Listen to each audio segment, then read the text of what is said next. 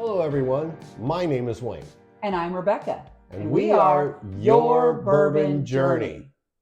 Today we're going to be tasting Limestone Branch Bardstown Collection 2024. Where did we pick this one up, Wayne?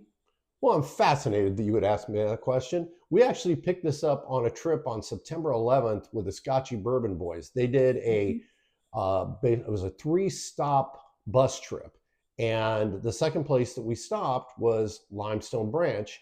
And we ended up with Steve Fonte leading the tour. After the tour was over, we went ahead and we went in and we found this bottle. And it was one of the ones we were interested in because the previous year when they had the Bardstown Collection, Limestone Branch wasn't a part of it. So we decided this time that we wanted to get one of the new additions onto the collection. And so we picked up this bottle. And this was actually the only new addition this year. Yes. All the others that had participated the prior year participated again. So this is their first experience doing the Bardstown Collection. So one of the nice things about this, it is a kind of a older recipe. We heard from Stephen Beam about that it is 60% corn and it's a white corn. So that's a little bit different. And it's 28% red winter wheat. So we're going to get some of those wheated notes and 12% malted barley. It was aged for 6 years. So we anticipate some barrel notes. We have had a sip of this before, but we're going to try it again today. And it is 100 proof. Okay. It has a very inviting nose. I'm definitely getting brown sugar. The wheat is present for sure. Almost like a wheat bread. Maybe even with some butter on it. There's a slight smokiness to it. And there's baking spices. Oh, yeah. And there's a stone fruit in there, but I'm not sure what it is. Yeah, I'm getting some sort of a fruit note, and I'm thinking Cherry? I'm leaning towards cherry. So we're going to go ahead and have a sip of this now.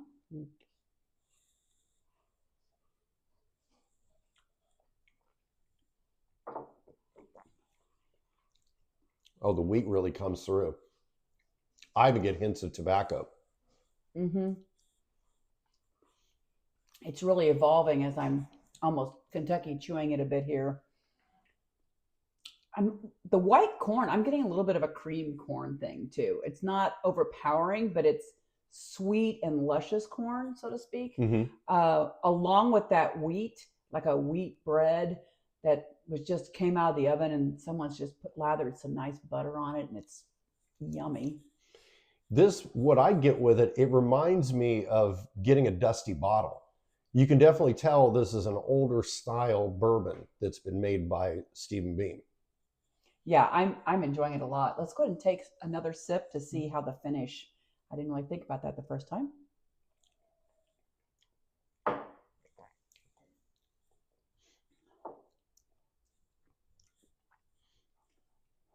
Now on the finish, I'm getting a very sweet and mature oak flavor. I'm getting an oak, but I'm also getting it's a little zesty. Zesty, like an orange zest or something like that? Yes. Okay. I'm getting, on the very end, I'm getting some black pepper notes. I would agree. It's also a really cool looking bottle. It is. And they all do look like that this year for 2024, that they do a consistent bottle. I should have brought the box in too, but I'll put a picture of that in the video too. But the box is very cool. They do a lot of packaging for the Bardstown Collection. They do. And while I'm talking, I'm getting hints of leather.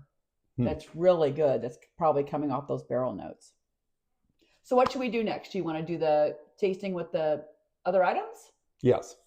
Okay, let's start out with the dried cranberry to see how it interacts with these sugars.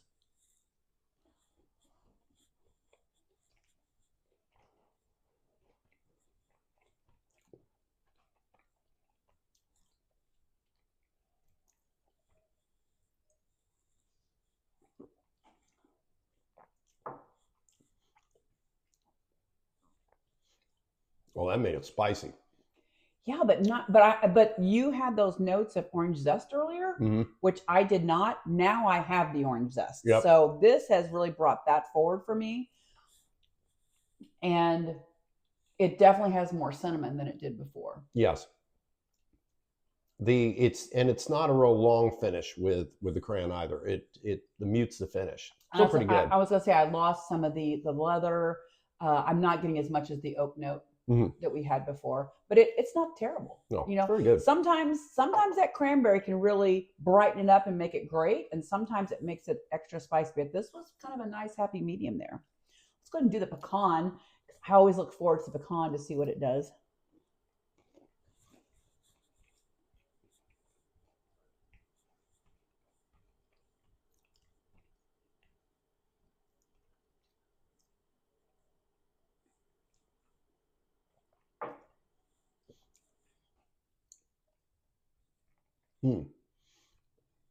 I'm getting a lot of tannins from the wood.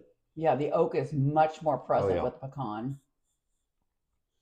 It's a very muted finish. It's basically the wood, the tannins from the wood, and I'm not really getting much more. It's very smooth. But I am. So I'm getting. It's common for me for some reason with pecan to get dark chocolate. I'm getting some dark chocolate notes, and I'm also getting a very dark cherry with it. So there's still, it's not as prevalent as when we tasted it neat, but it's there. It came back. It was not there at all with the cranberry, but it has returned.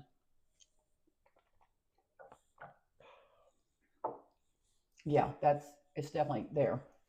Okay, I'm gonna have to have some water soon. Pecan definitely needs you to cleanse your palate between. Oh yes. And we'll finish this part using a dark chocolate. Hershey's Kisses.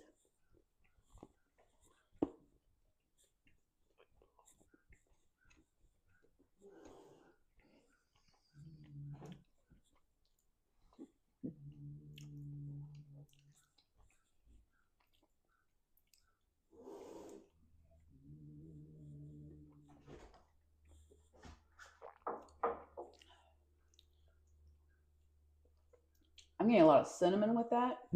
The cinnamon has really become a strong flavor with the chocolate. And I'm surprised, even for me, I didn't get any chocolate with the chocolate, which is funny. I got the creaminess from the chocolate. It changed the texture. But I got cinnamon, and it was a mild cinnamon. Very, very good.